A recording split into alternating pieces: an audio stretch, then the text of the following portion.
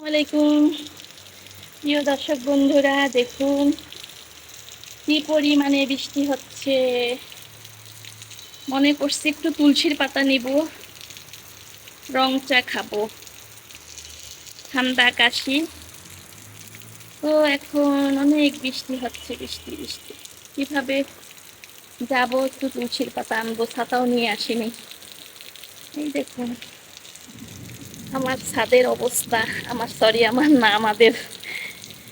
ওই যে ওইদিকে তুলসীর গাছ অপেক্ষা করছে। এই তুলসীর গাছের অনেক কাহিনী দেখবেন। ওইখানে তুলসীর বাগান। আমার বোন একটা সেই বাড়ির থেকে চারা পাঠিয়েছে তুলসীর গাছের। ওই চারার থেকে এই এতগুলো তুলসীর গাছ হয়েছে, আলহামদুলিল্লাহ।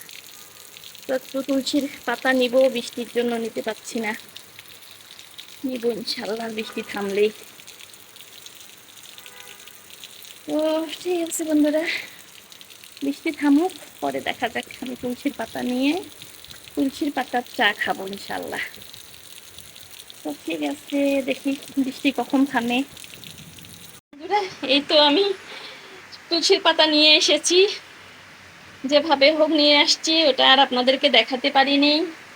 আমার ছেলে আর আমি একটু তুলসীর চা খাবো, এই আর কি। আমার ছেলের তুলসীর চাটা খুব পছন্দ, আমিও খাই ঠান্ডা কাশি লাগলে। যাই হোক, এই যে বিসমিল্লাহির রহমানির রহিম, তুলসীর পাতা দিয়ে দিলাম। এটা হবে মশলাদার চা। কয়েকটা লবঙ্গ দিয়ে দিব, লবঙ্গ দিয়ে দিব, চারটা লবঙ্গ দিয়ে দিব।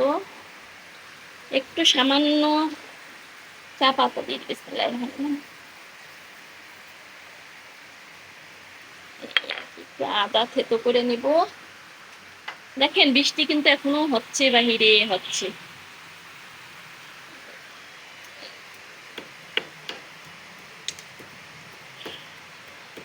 আসে, তুমিও চা খাবা?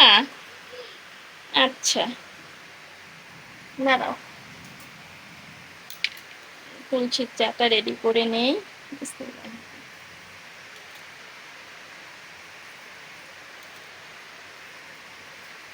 তো আমার তুলসীর পাতার চা হয়ে গেছে, রেডি, আলহামদুলিল্লাহ। এতে ভীষণ উপকারী। একটু ঠান্ডা কাশি, জ্বর, গলা ব্যথা হলে এটা খেলে অনেক আরাম লাগে।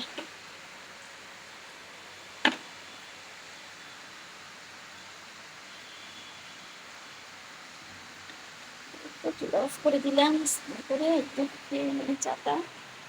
এটা শুধু ছেলে খাবে, মেয়ে খাবে।